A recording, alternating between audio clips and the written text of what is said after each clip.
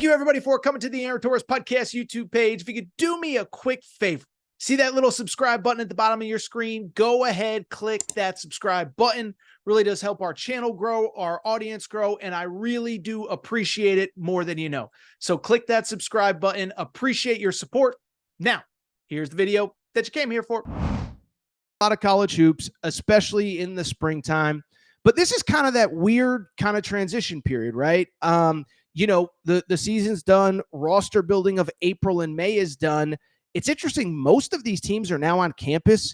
UConn has started releasing practice videos. BYU's been doing it for a few weeks now. Kentucky had all of their guys on campus starting on Monday, Tuesday. I saw Jalen Lowe check in, Denzel Aberdeen, etc. And it starts to become talking season for college basketball as well. And so the topic of the day to me, I saw a very interesting question posed from Sources Say, the podcast at KSR. I think most people know, but I used to do stuff for KSR. I love Jack Pilgrim, love Sean Smith.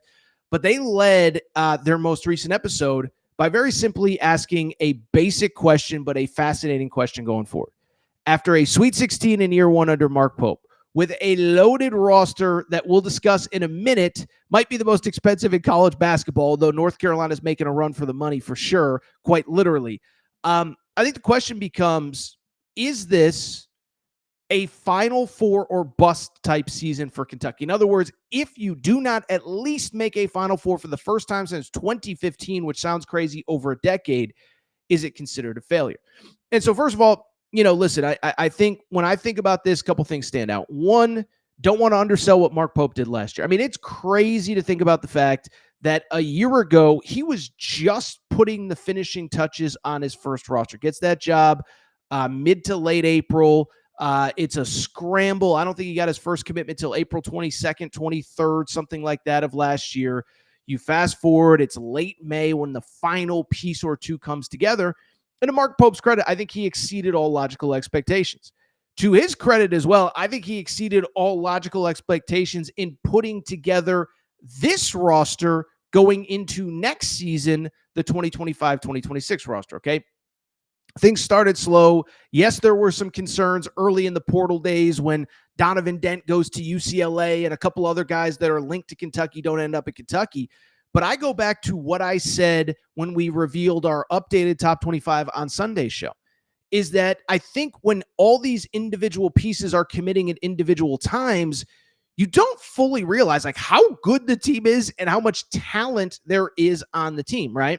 Denzel Aberdeen commits, but Jaden Quains is already committed. And, Brendan Garrison's coming back. And what about Otega Owe? Now he's coming back. And Jalen Lowe, he's really good. And, by the way, Malachi Moreno, Jasper Johnson, they were committed along the way. And then all of a sudden, you know, you look up. And again, whenever I'm putting together these top 25s, I always try to, okay, what am I thinking in the moment? But then let's go back and let's reevaluate. And is there new information? And do I need to reconsider my thoughts on an individual team? And so, like I said, I had Kentucky, you know, somewhere around the fringe top 10 probably a month ago. But when I went back and looked at this roster with all of its pieces, I said, to me, this is a top. I have them ranked number 3 in the country behind only Purdue and Houston. And I think this is a team that is absolutely capable of winning a national championship. And what's been interesting is over the last couple of days, it feels like that sentiment is becoming more and more common. I saw Rob Douster, my buddy from Field of 68, basically said, like, look, any conversation about national championship teams has to have Kentucky in it. Are they 1? Are they 3? Are they 4? Whatever. It doesn't matter. But any conversation about teams that are good enough to win the national championship has to include Kentucky. CBS Sports, I believe it was Isaac Trotter, did a national championship tier and included Kentucky. So it is now starting to become a thing, I think more of a consensus of like, this team is really good. This team has a chance to do something special. And so it circles back to the question to lead the show. Is this actually a legitimate Final Four contender? I take that back. They're clearly a Final Four contender. Are they a team that should be considered Final Four or bust? Well, what I'll say is a couple things. One, I don't like doing that kind of stuff only because of 2 reasons, really. One, you just never really know what's going to happen, right? You just never know what is going to happen over the course of a 6-month season. I mean, I think the perfect example is Kentucky. We saw them at their absolute best in November, December, even early January. This is a team that beat Florida. There weren't very many teams that beat Florida last year. Kentucky was one of them. Player for player, when both teams were healthy, Kentucky was every bit as good, if not better than Florida in that season opener in the SEC. They beat Duke when they were fully healthy. They beat Gonzaga when they were mostly fully healthy, although that was a game that Kirk Kriisa got hurt. And so I only bring it up because what stands out to me is that when they were at their full strength last year, that was one of the best teams in college basketball. Now, the problem was they didn't stay at full strength. And we've talked about it, and you know about the injury issues, and you know that it was basically from mid-December on, they just didn't have a full team. Kirk Kriisa goes out with an injury. Lamont Butler's banged up. Then Lamont Butler comes back. Then Andrew Carr's banged up. Then Lamont Butler comes back, and Jackson Robinson's banged up. Then Jackson Robinson tries to come back, and he gets hurt again. So saying Final Four or bust, it just doesn't, it doesn't factor in the ebbs and flows of a season, and you just never know what's going to happen. The other thing that I would say beyond that, and this is the part because, listen, nobody's ever wishing injuries upon anybody. You don't expect injuries. I think the thing that stands out to me more importantly is I don't like doing Final Four or bust type stuff, national championship or bust type stuff, because to me, I think it undersells the joy of following a team over the course of a season, right? If you set the bar of, if we don't make it to the final weekend, it's a failure. If we don't win a national championship, it's a failure. Then guess what? It kind of makes the whole season a lot less fun, right? Like the fun part of following a team, of following any team, is the ride, the journey. What do they say? The destination is actually the better part. It's not about the destination. It's about the journey to the destination. It's not about being at the top of the mountain. It's the climb. And I do think there's something to that, right? You look, NBA Finals starting today. Like, by the time many of you listen to this, we'll know who won game one, Pacers, Thunder. It doesn't really matter. But it's like, imagine if Pacers fans were like, well, if we don't win the championship, this wasn't fun. It's like, well, what about when he beat Cleveland when nobody thought you were going to beat him? What about when he beat the Knicks? What about when he beat the Knicks so bad they had to fire Tom Thibodeau, which thankfully Dan Hurley is not going to replace him. We talked about that a couple days ago. So like, is that not fun? Is that not part of the journey? And it's the same with every sport. I'll tell you this. Listen, this is going to sound like a humble brag or a sick brag, but it's not. But obviously, being a UConn guy, I've seen a few titles in my day. And the fun part isn't necessarily watching the confetti fall on the final night, but it was the journey to get there every single time. And I look back at this last UConn team that won a championship on the men's side 2 years ago. If I had just waited until the night they won they won the championship, the confetti was falling, that wouldn't be very fun. You know what was fun? Watching them beat the brakes off of everybody every single night. You couldn't wait to tune in to watch them again. Couldn't wait to see them cut down the nets for the Big East Championship. You couldn't wait to see them go to Madison Square Garden to play in the Big East Tournament. Couldn't wait for the opening rounds of the NCAA Tournament. You see them beat Illinois in the Elite Eight with a 30-0 run. That was the fun part of the season. So I hate this notion of if you don't make a Final Four, it's not fun. And I think if you're a Kentucky fan, enjoy this every moment of the journey, because I do think it's going to be a special journey this year. I think it's a special team, a special group of guys.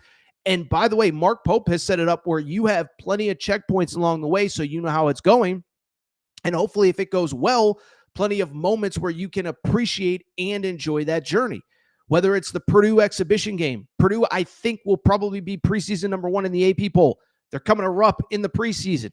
How awesome is that going to be if you win that game? You got St. John's in Atlanta. You got Louisville early in the season. You got, who else? Michigan State early in the season. You got Gonzaga. You got so many fun games. You got an 18-game SEC schedule. You got an SEC tournament in Nashville. Appreciate and enjoy all of these moments. By the way, enjoy, just enjoy it. I just don't like the notion of if you don't make a Final Four, it's a bust season. But the one thing that I will say, I do think this is kind of the year where I don't want to say we'll learn about Mark Pope, because Mark Pope, I think he's a good coach. I mean, if that makes me a hot take artist, it is what it is. But I will say kind of, I don't want to say the honeymoon's over. It's just one of those where I do think the pressure is a little bit different this year. Last year really was a honeymoon. Takes the job in the middle of April, throws together a roster. Well, this is the year we're going to see what it's like with, 6 months of expectations in the lead up to the season. And I do think there is going to be a degree of pressure on him that there wasn't a year ago. Going into that Duke game, now I actually, first big game of last year, I actually picked Kentucky to beat Duke. No big deal. Thought they were going to be better than people expected. No big deal. But I don't think there was anybody that was like, if we don't beat Duke, there's some tough questions to ask. If we don't beat Gonzaga in Seattle, there's tough questions to ask. If we don't do, and so I do think this year is going to be different. I do think if you play Michigan State at Madison Square Garden and it doesn't go well in the Champions Classic, I think people are going to be like, well, what about this? Louisville. I know it's at Louisville, but that's a game that you're probably going to be expected to win. We'll see. I know there's going to be Louisville fans in here telling me I'm crazy, I'm a homer, whatever. So I guess what I would just say is I don't love the notion of championship or bust, but I do think there is a different degree of expectation coming into this season. Mark Pope, to his credit, he proved any doubter that he had wrong in year one as the head coach of Kentucky, the most scrutinized job in college basketball. But now it's year two. You go back to the previous regime. Year two, they make a Final Four. Year three, they win a national championship.